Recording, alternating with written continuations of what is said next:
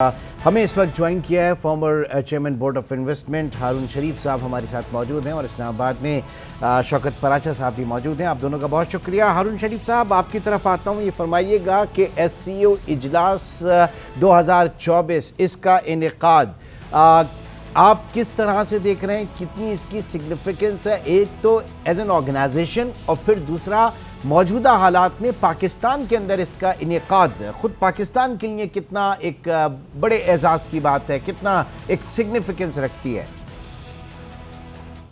जी, SCO जो है इस वक्त रीजनल कोऑपरेशन में खित्ते में भी और दुनिया में सबसे बड़ी तंजीम है।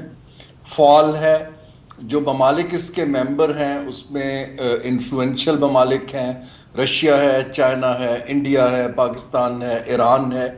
40% दुनिया की जो GDP है वो तकरीबन इन ममालिक के इर्द गिर्द रिवॉल्व करती है। तो इसकी इम्पोर्टेंस को तो किसी भी तरह से आप कम नहीं दिखा सकते। और पाकिस्तान इसको होस्ट कर रहा है, ये रोटेशनल बुनियाद पे होती है मेंबर्स में। पाकिस्तान इसको एक अच्छा होस्ट कर रहा है, एजाज की बात है, ऑनर की बात है काफी अरसे के बाद। और इसमें सिग्निफिकेंट चीज ये है कि चाइना के प्राइम मिनिस्टर जो कि इसके सीनियर मोस्ट मेंबर हैं वो 4 दिन के लिए पाकिस्तान में हैं, जिसमें बायलैटरल CPEC फेज 2 और लॉन्ग टर्म अलायंस के ऊपर एश्योरेंसेस दी जाएंगी। तो ये तो इसका स्ट्रेटेजिक साइड है। क्योंकि ये हेड्स ऑफ गवर्नमेंट की मीटिंग है, हेड्स ऑफ स्टेट की नहीं है, इसके अंदर ज्यादा बातचीत कोऑपरेशन की होगी, इकोनॉमिक पार्टिसिपेशन की होगी, स्टेबिलिटी की होगी। कोई हाई लेवल स्ट्रेटजी की बातचीत इसके अंदर मेरे हिसाब से कम होगी।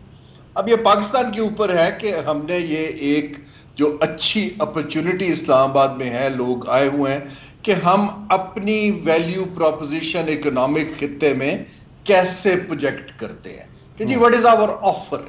अगर तो सिर्फ MOU साइन करते हैं और कोऑर्डिनेशन की मीटिंग्स करते हैं और ओवरऑल डिस्कशन होती है, वो अच्छी बात है, लेकिन इसको हमें एक लेवल ऊपर ले जाने की जरूरत है कि अगर हमने रीजन की मार्केट के अंदर एक फॉल रोल प्ले करना है तो व्हाट आर वी ऑफरिंग। मसलन जो पोर्ट्स हैं हमारी land ports, can we harmonise उनके जो रेगुलेशंस हैं through a customs union eventually. Can we organise a financing mechanism, क्या हम एक क्लाइमेट फाइनेंस का बैंक बना सकते हैं। मैं मिसालें दे रहा हूं, बिल्कुल ये टेंजेबल मिसालें हैं जिस पे मुल्क आपस में काम करते हैं और विजिबल नतीजा आता है।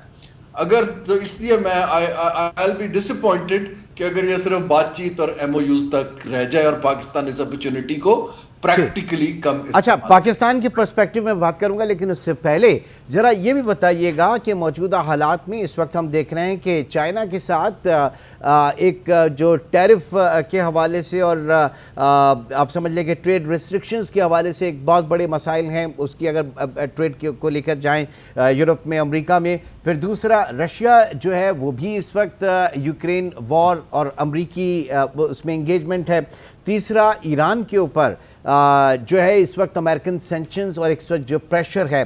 तो ऐसे में इस खत्ते के आपके जो 3 ममालिक हैं और वो आप उसको वो भी कह सकते हैं जनाब आपके न्यूक्लियर पावर्स भी हैं, तो रीजनल कनेक्टिविटी, रीजनल ट्रेड, क्योंकि डी-डॉलराइजेशन के हवाले से भी बात की जा रही है, तो पैरेलल आप समझते हैं कि वहाँ से वेस्ट से निकल कर अगर रीजनल मार्केट्स में आपस में ये काम करें तो ज़रा ज़्यादा बेहतर एक अपॉर्चुनिटी बन सकती है इन बड़े ममालिक के लिए? जी इमरान, ये चीज़ें जो हैं ये लॉन्गर टर्म है, लेकिन ट्रेंड इसी तरफ जा रहा है जो आप बात कर रहे हैं। लेकिन मैं ये वाजे करता जाऊं कि इस वक्त SCO के ममालिक इस पोजीशन में नहीं है कि वो ग्लोबल इकोनॉमिक इंस्टीट्यूशंस को, मल्टीलैटरल्स को compete करें या पैरेलल स्ट्रक्चर्स बनाएं। वो एक स्टेप्स है, उसकी फाउंडेशन है, ये मैं अर्ज कर रहा हूं। जब ये ममालिक आपस में इन्वेस्टमेंट और ट्रेड का रिलेशनशिप को एक लेवल पर ले आएंगे, उस वक्त फिर आप तैयार होंगे, क्योंकि multiple centres of economic gravity Asia में बन रहे हैं। जो एक यूनिपोलर दुनिया थी वो मल्टीपोलर की तरफ जा रही है। लेकिन मैं इस वक्त ये कहना कि कल को कोई IMF का कंपटीशन आ जाएगा या एक सेंट्रल बैंक बन जाएगा या नई करेंसी चलना शुरू हो जाएगी, یہ ابھی بہت لانگ ٹرم باتیں ہیں، اس کے لیے بہت ڈیپر آپ کو ایکسپرٹیز اور پارٹنرشپ کے سسٹمز چاہیے، اس لیے میں انفیئر ایکسپیکٹیشنز کو سپورٹ نہیں کرتا۔ ہاں آپ نہیں تو پھر یو ایس کی طرف سے جو ریئلائزیشن ہے وہ بھی یہی ہوگی، وہ بھی اس کو بہت زیادہ ایکسپیکٹ نہیں کر رہا، یا وہ کس طرح سے دیکھ رہا ہے؟ ظاہر ہے کہ ایک آگے چل کے بھی اگر کوئی بلاک بنتا ہے اور اس کے خلاف اگر کھڑا ہوتا ہے، چاہے وہ اکنامکلی اس میں ہی ہو، تو یو ایس کس طرح سے دیکھے گا اس پوری موومنٹ کو؟ اور اسپیشلی اگر ان ریجنل کنٹری، یہ جو کنٹریز ہیں ان کے درمیان ملٹری ایڈز یا ملٹری لیول کے اگر معاہدے ہوتے ہیں یا یہ ساری چیزیں ہوتی ہیں، تو اس کو کیسے دیکھے گا امریکہ؟ دیکھیں، یونائٹڈ اسٹیٹس جو ہے اس نے ایک سٹرانگ پوزیشن لی ہوئی ہے چائنا سے کمپٹیشن کی۔ اس گریٹ پاور کمپٹیشن کے اندر ایمرجنگ مارکیٹس نے، پاکستان جیسے نے، بڑا کلیئرلی کہا ہے کہ ہم کسی ایک کی سائیڈ نہیں لیں گے، ٹھیک ہے جی۔ لیکن یونائٹڈ اسٹیٹس جو ہے وہ پریشر ڈال رہا ہے، میڈیا کا بھی، انفارمل بیریئرز کا بھی، ٹریڈ کا، کہ چین کو کرٹیل کیا جائے۔ اب وہ کرٹیل تو ایونچولی نہیں کرے گا، لیکن یہ جو ایک ٹرانزیشن ہو رہی ہے فرام گلوبلائزیشن ٹو ریجنلائزیشن، اس کو وہ تھوڑا بہت پرولونگ کر سکتے ہیں۔ ابھی جو اس وقت اکنامک مسل چین کا بن چکا ہے، اب یہ ریورسبل ہے، لیکن یہ ضرور ہے کہ ہمارے جیسے ملکوں کو انٹیگریٹ ہوتے، ان سے زیادہ ٹریڈ کرتے، زیادہ کاروبار کرنے کے لیے امریکہ اپنا انفلوئنس یوز کرے گا، ویسٹ یوز کرے گا، اور اس میں آپ مزید ٹائم بائی آؤٹ کر لیں گے۔ لیکن یہ ٹرینڈ تو بڑا کلیئر ہے کہ دیکھیے، یہ جو اب ایک جس کو ہم گلوبلائزیشن 2.0 کہتے ہیں، اب یہ ایک نیا خطہ جس کو، اس کی جو تھیوری ہے اکنامکس میں، اس کو ہم proximity based new economic geography کہتے ہیں۔ ایک نئی جیوگرافی ایمرج ہو رہی ہے جو کنیکٹڈ ہے، جہاں پروکسیمٹی اس کو as a comparative advantage use ہو رہی ہے، جہاں پر سپلائی چینز کے لنکیجز بننے ہیں۔ لیکن اس پہ بہت کام پاکستان کے لیے، میں کلوزنگ میں کہوں گا اس چیز پہ، ہمیں اپنا مائنڈ سیٹ انٹرنل رفٹ سے نکال کے ریجن کی مارکیٹ کو ڈیولپمنٹ کرنے کی طرف کنورٹ کرنے کی ضرورت ہے۔ ہم بہت زیادہ اپنے انٹرنل مسائل کے اندر گرے ہوئے ہیں، اور ٹرانزیکشن کاسٹ اتنی ہائی ہے کہ ہم رول نہیں پلے کر پا رہے ہیں۔ ٹھیک ہے، ہمارے ساتھ ہی موجود رہیے گا۔ شوکت پراچا کی طرف بھی آتے ہیں۔ شوکت، میں ڈاکٹر صاحب سے اسی لیے بات کر رہا تھا کہ میجر جو ہم چیزیں ڈسکس کریں اس کے بعد آپ کی طرف آئیں ان پوائنٹس کو لے کر۔ یہ مجھے بتائیے کہ آپ کس طرح سے دیکھ رہے ہیں اس ریجنل کنیکٹیوٹی کے حوالے سے؟ لا اینڈ آرڈر کا ایک بہت بڑا مسئلہ ہے، پھر ظاہر ہے کہ اس سے پہلے بات ہوئی کہ جناب افغانستان جو ہے وہ ایک اس وقت بہت بڑا پرابلم ہے پاکستان کے لیے، وہاں سے جو انسرجنسی ہو رہی ہے۔ تو ایسے میں امریکہ جو ہے وہ کس طرح سے دیکھے گا اس نئے بلاک کو؟ اور پھر جو میری بات تھی کہ جناب اگر کوئی ملٹری کوآپریشن وغیرہ ہوتا ہے تو ان چیزوں کو، تو یہ ریجنل کنیکٹیوٹی یا ریجنل پلیٹ فارم جو ہے ویسٹ کے لیے کوئی الارمنگ ہوگا کسی اس میں؟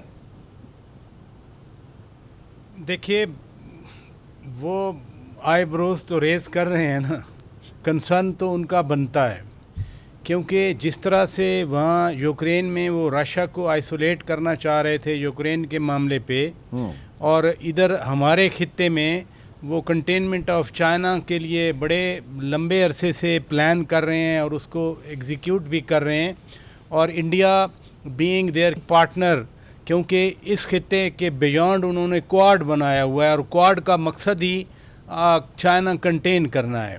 لیکن ایسا ہو نہیں پا رہا، کیونکہ ری الائنمنٹ کی ورڈ ہے یہ دنیا میں جو الائنمنٹس ہیں وہ چینج ہو رہی ہیں۔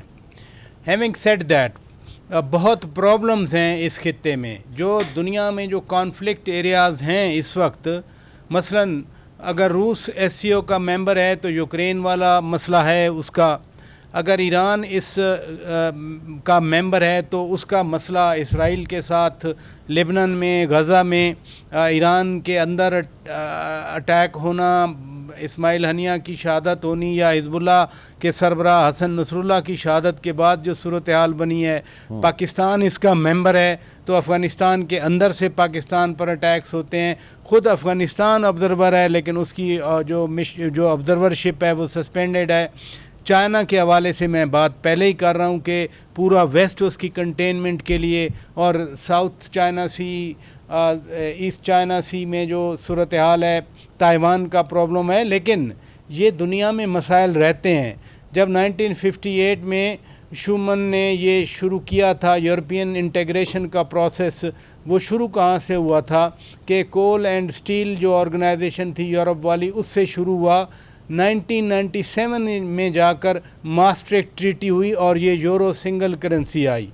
फिर आपने ये भी देखा कि ब्रिटेन में वो रेफरेंडम हुआ और यूके वहाँ से निकल आया। तो जो इंटीग्रेशन थी यूरोपियन कॉन्टिनेंट की, अब बरतानिया को तो मैं नॉर्थ अमेरिका तो नहीं समझता, वो भी यूरोप का हिस्सा है। हारून शरीफ साहब हमारे साथ मौजूद हैं। सर, अब ये ज़रा बताइएगा कि ये ज़ाहिर है कि एससीओ इटसेल्फ इंतहाई इम्पॉर्टेंट अहम प्लेटफॉर्म, इसकी बड़ी सिग्निफिकेंस है, और regional connectivity, regional bilateral trade, regional अमन के हवाले से बात करें, सिक्योरिटी के हवाले से बात करें, तो बहुत सारी चीज़ें आगे हैं। लेकिन इसमें जो एक थ्रेट है या जिसको आप राइवलरीज कहते हैं, उसमें इंडिया, चाइना, इंडिया, पाकिस्तान, तो ये मामला जो हैं स्पेशली इंडिया के, और ये भी मैं आपको बताता चलूं, जब जयशंकर साहब की तरफ से आया इंडिया की तरफ से कि वो इस कॉन्फ्रेंस में शिरकत करेंगे, तो और इसकी हिफाजत बढ़ जाती है। तो अब ये बताइए कि इसमें जो एक राइवलरी वाले एलिमेंट हैं वो कितना बड़ा हर्डल्स हैं? जी देखिए, जहां तक स्ट्रेटेजिक लेवल पर टेरिटोरियल डिस्प्यूट्स पर राइवलरी है, ये चीजें लॉन्ग टर्म सोल्यूशन मांगती हैं। एससीओ ये रोल प्ले कर सकता है कि वो इंडिया पाकिस्तान को रिस्पॉन्सिबल नेबरहुड की तरफ लेकर जाए। रिस्पॉन्सिबल नेबरहुड का मतलब ये है कि आप बेसिक अपने रवाबत रखें, ट्रेड करें, इन्वेस्टमेंट करें, लेकिन आपके जो डिस्प्यूट्स हैं उसके ऊपर डायलॉग करें रादर देन कि आप इसको कॉन्फ्लिक्ट में कन्वर्ट कर दें। अब ये मैच्योरिटी में अगर एससीओ, चीन एक बड़ी पावर है और रशिया ये मिलके रोल प्ले कर देते हैं तो हमारे लिए बेहतर है, खित्ते के लिए भी बेहतर है और चीन के लिए और एससीओ के मेंबर्स के लिए भी बेहतर है। बहुत बड़ी मार्केट खुल जाती है।